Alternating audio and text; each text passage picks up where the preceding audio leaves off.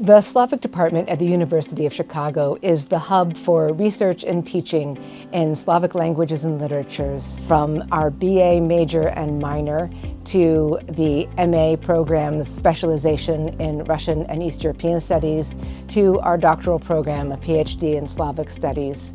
Something that sets apart the University of Chicago, the college experience in general, and this is also true, but maybe especially true in the Slavic department. We teach a lot of tailored, smaller classes, tailoring classes towards students' interests, meeting with students in such a dedicated way, one-on-one, to work further on their interests or to develop certain skills. So we're often asked why students should learn Slavic languages. Well, it's a part of the world that still remains sort of less traveled, right? So there's lots of potential in Poland and in the Czech Republic and in the Balkans for business ventures, things like this.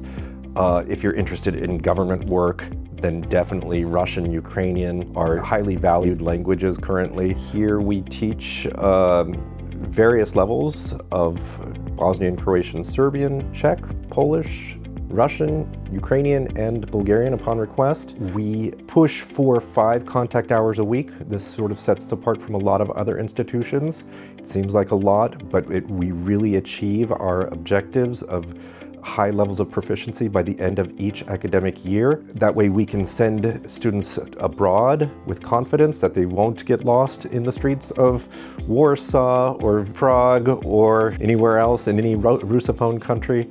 Our faculty and students are conducting theoretically engaged research on the cultural history of the region, with specialties in the novel, art history, cinema studies, media studies more generally, and they're using state-of-the-art critical methodologies in philology, environmental humanities, émigré studies, studies of contemporary political movements, and traditional archival methodologies as well. We have a great collection of physical materials. We have one of the oldest Slavic collections in the United States. A lot of materials that have been gifted to us from various immigrant communities in Chicago over the past 100 years or so, to really have one of the top-tier Slavic collections in the country.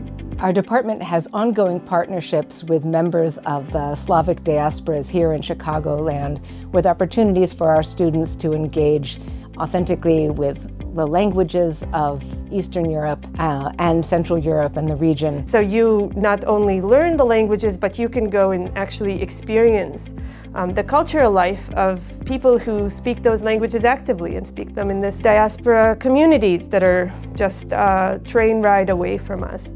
Our PhD program admits students with a generously funded stipend for their intensive research and pedagogical training. We offer a range of intensely focused theoretical pro-seminars for graduate students to develop their critical methodologies for approaching the region, and we encourage students to embark on their own research projects almost immediately upon admission to the program. Shaping over the years of a PhD program of a true expertise, interdisciplinary, genuinely open, curious, asking questions. That sort of person, I think, is actually becoming much more necessary now that we're in the age of AI and automation and social media. Like, the expert that our PhD program produces is a totally irreplaceable person.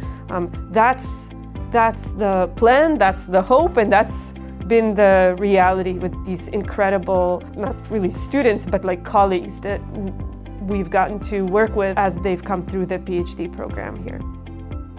I'd say that interdisciplinarity is really a hallmark of this program.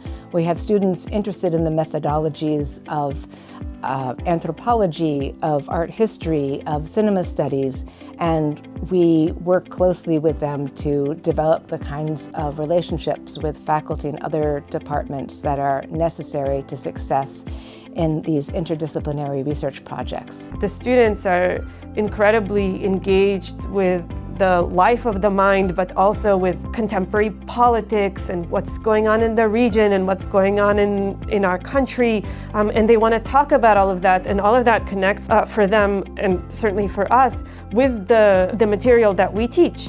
which is, of course, never just the novel, but it's also so much about history, contemporary social movements, and political phenomena. So, yeah, study Slavic. I don't know what else to say. That was great. Okay, yeah.